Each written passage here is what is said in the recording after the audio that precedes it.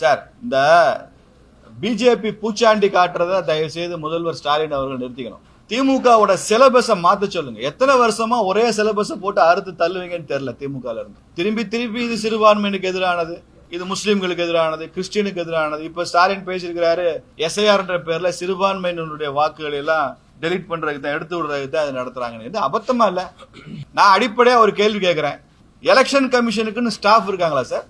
தமிழ்நாடு முழுக்க வீடு வீடா போய் வாக்காளர்களை வெரிஃபை பண்ற அந்த பொறுப்பு இருக்குல்ல, அந்த பொறுப்பை செய்யக்கூடிய அந்த அலுவலர்கள் யாரு? தமிழ்நாட்டு ஆசிரியர்கள், தமிழ்நாட்டு அலுவலர்கள், தமிழ்நாட்டு வருவாய்த்துறையில வேலை செய்யற உயர் அதிகாரிகள். இப்ப மதுரையை பொறுத்த வரைக்கும் மதுரை கலெக்டர் தான் அதுக்கு பொறுப்பாளர். இவங்கெல்லாம் போய் சிறுபான்மையினர் எடுத்து விட்டுருவாங்களா? மதுரை கலெக்டர் வந்து மதுரைக்குள்ள இருக்கிற முஸ்லீம் கிறிஸ்டியனா பார்த்து எடுத்து விடுறது தான் மதுரை கலெக்டர் இருக்காரா? இங்க உள்ள ஆர்டிஓ, தாசில்தார், விஏ அதுக்கு இருக்காங்களா? இங்க இருக்கிற பள்ளி ஆசிரியர்கள் அதுக்கு தான் இருக்காங்களா? எடுத்து விடுறது தான் இருக்காங்களா? அபத்தத்தோட உச்சங்க அது.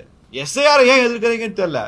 நீங்க ரொம்ப எதிர்க்கிறத பார்த்தா சந்தேகம் வருது. பல இடங்கள்ல போலித்தனமா திமுக காரங்க பூரா ஏதோ டபுள் என்ட்ரி, ட்ரிபிள் என்ட்ரி ஏதோ போட்டு வச்சிருக்கீங்கன்னு நினைக்கிறேன். அதனால பயப்படுறீங்க.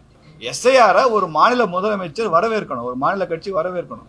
வாக்காளர் பட்டியலை திருத்துகிற பணியை தேர்தல் கமிஷன் செய்வதை வரவேற்கிறோம் சொல்லணும். அதை விரைவில் முடிச்சு கொடுங்கன்னு சொல்லணும். அதுல ஒரு கட்சியாக நாங்கள் என்ன ஒத்துழைப்பு கொடுக்க முடியும் செய்வோம்னு சொல்லணும். இல்ல நீங்க திருத்தின பட்டியலை கட்சிகளுக்கு கொடுங்க, நாங்க ஒரு தடவை பார்த்துட்டு சொல்லுவோம், விட்டு போனதை சொல்லுவோம், உங்க கவனத்துக்கு கொண்டு வருவோம், அதை நீங்க சேர்த்துக் கொள்ளணும்னு சொல்லலாம். தப்பு இல்ல, அப்படிதான் பண்ணணும். எல்லாமே சிறுபான்மையினர் பூச்சாண்டியா? சிஏஏ வந்தா இங்க உள்ள முஸ்லீம்கள் எல்லாம் பாகிஸ்தானுக்கு அனுப்பிச்சிருவாங்கன்னு தமிழ்நாட்டிலே பிரச்சாரம் பண்ணான் யாரோ ஒரு ஆளு. யாரு பேரே மறந்து போச்சு. அனுப்பிச்சிட்டாங்களா? சிஏ வந்துருச்சு. இந்தியாவில் எத்தனை முஸ்லீம்கள் குடியுரிமை இழந்துட்டாங்க சொல்லுங்க.